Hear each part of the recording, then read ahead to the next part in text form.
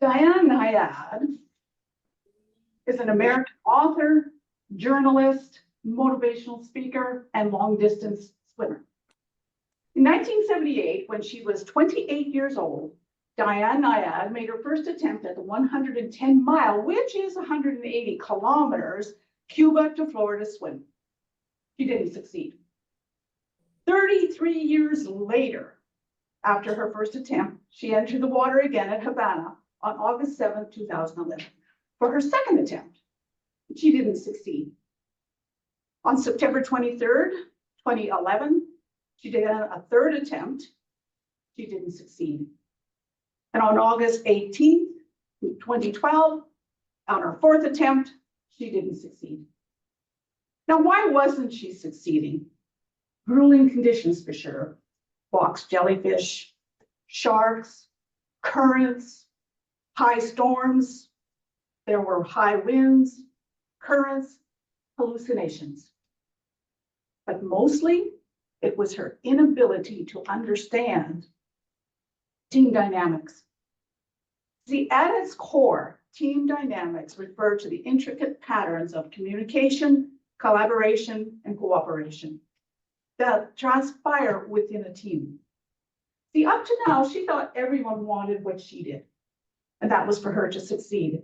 And she was behaving like an overbearing manager, my way or nothing. What she didn't know was that she was the weakest link in her own boat. And once she realized that without her team, she had nothing but a dream. Once she shared her vision with the right team and listened to their ideas, their solutions, and devised a plan, and following what they felt was best for her and for her dream, then the team helped achieve what was now not just Diane's dream, but the whole team's dream. And on the morning of August 31st, 2013, Nyad began her fifth attempt across the Florida Strait, escorted by a 35-person team. 53 hours of nonstop swimming, she stepped foot on the Florida shore on September 2nd, 2013. She succeeded. She was 64 years old. But at that time, what we need to know is that she wasn't the oldest woman or the only woman. She is the only person at that time, period, full stop, that did that swim. But what I recall most about that journey was the very end, when she stumbled out of the water and when her coach and friend wrapped her in her arms and held her up, and Diane gasped this: "I have 3 messages. 1, you should never, ever give up. 2, you're never too old to chase your dreams. And 3, it looks like a solitary sport, but it takes a team." Now that I have established why team dynamics were important for Diane to understand, we can apply that to my situation. Now, many of you know that I had undergone ovarian cancer and adenocarcinoma back in 2018 with 6 rounds of chemo, surgery, and hair loss. And this past October 2024, although I wasn't able to actually ring the bell, I was given a 5-year clean bill of health, cancer-free. Yes.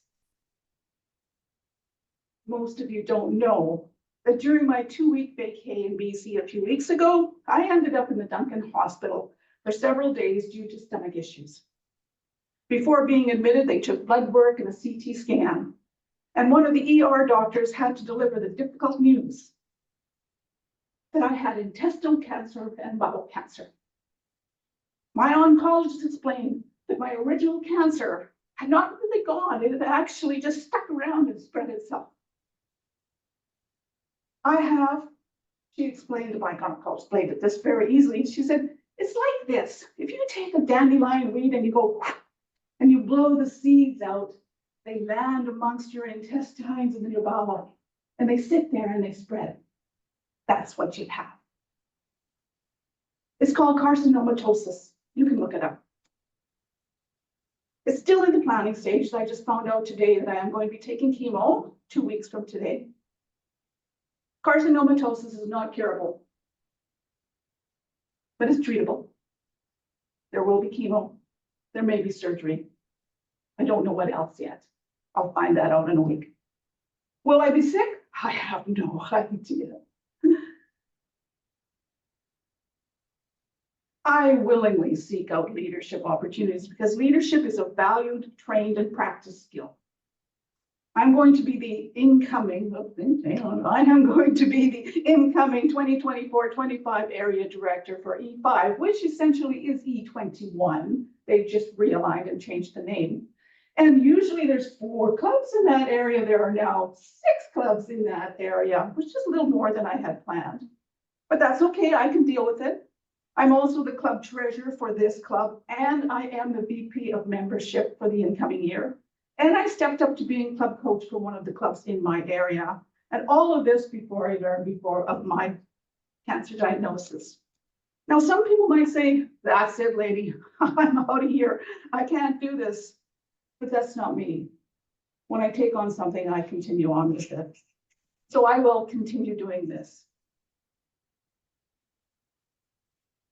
For some reason, I'm missing the purple. So anyways, when I am ill, I know that I'm going to rest. And when I'm not, I will get up and I will do as much and as quickly as I can.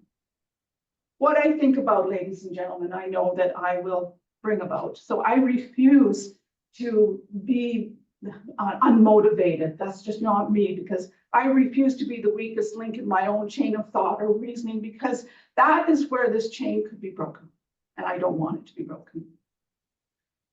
And I'm going to live by Winston Churchill's little motto: if you're going through hell, keep on going. Now, everyone, like Diane said, you're never too old to chase your dreams.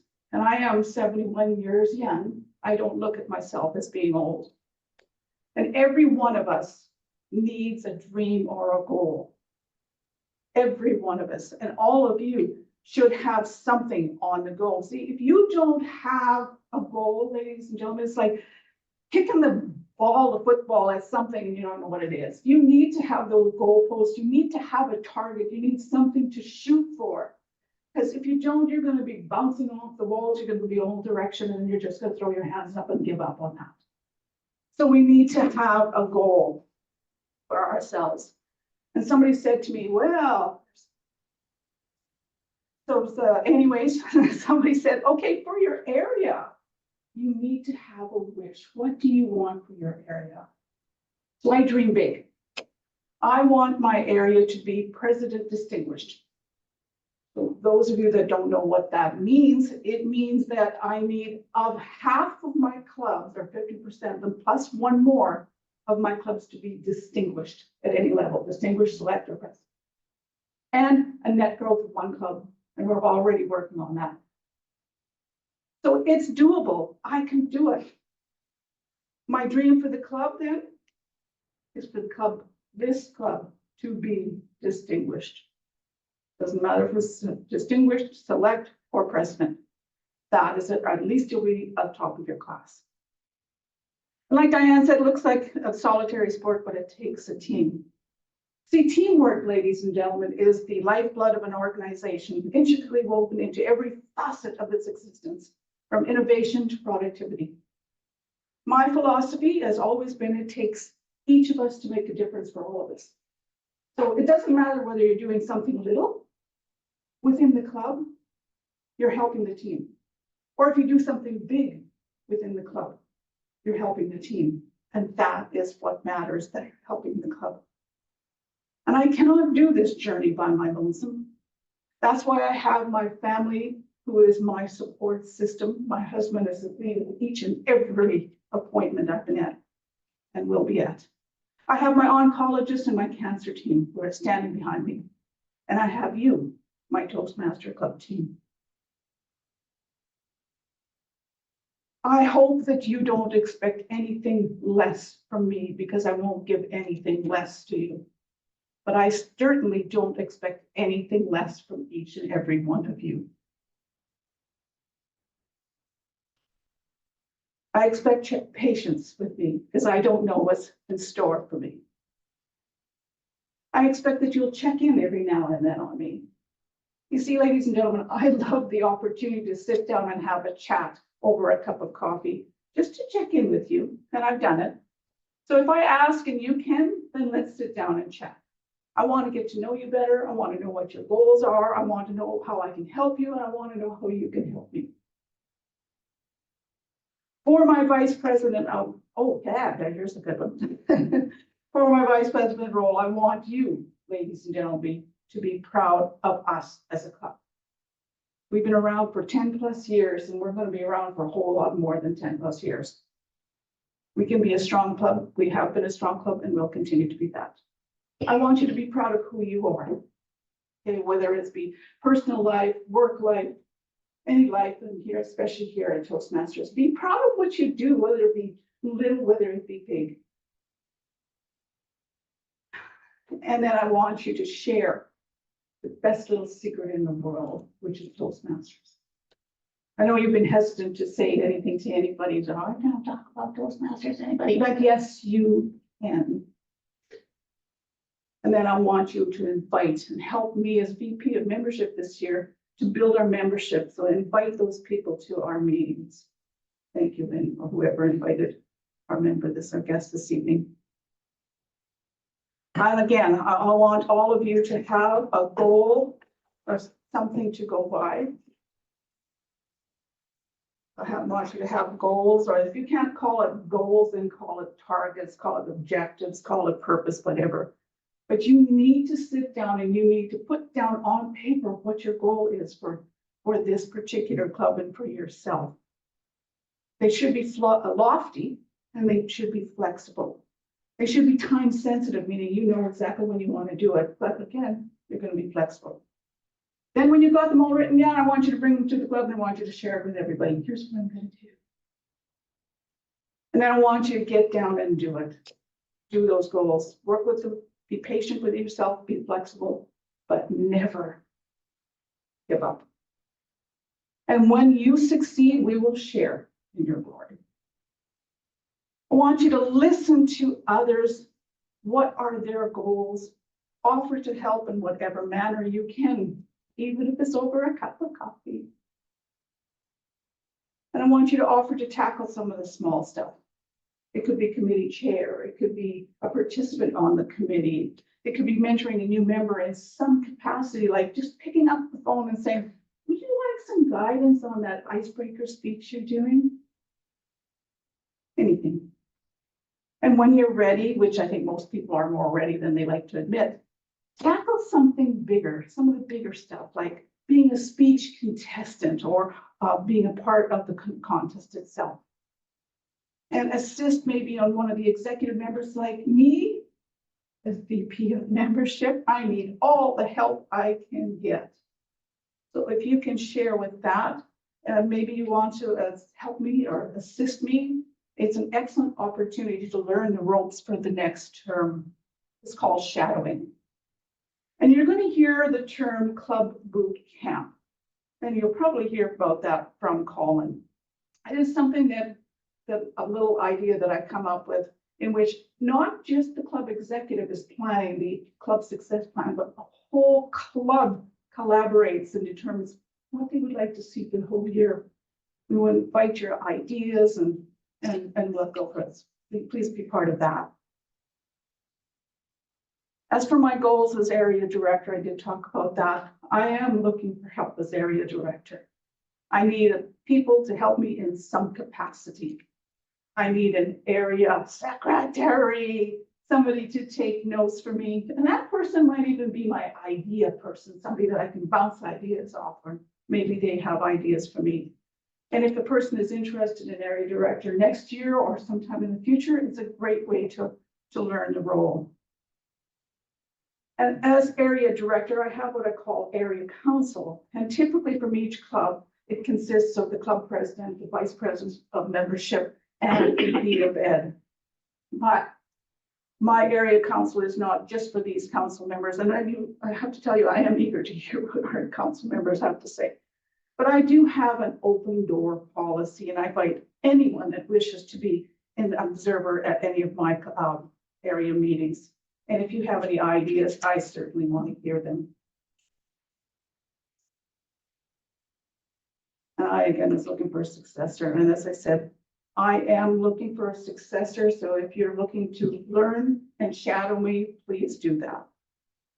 And woodland communicators, I need you to be distinguished. So let's start planning that for you. It's never too early to start.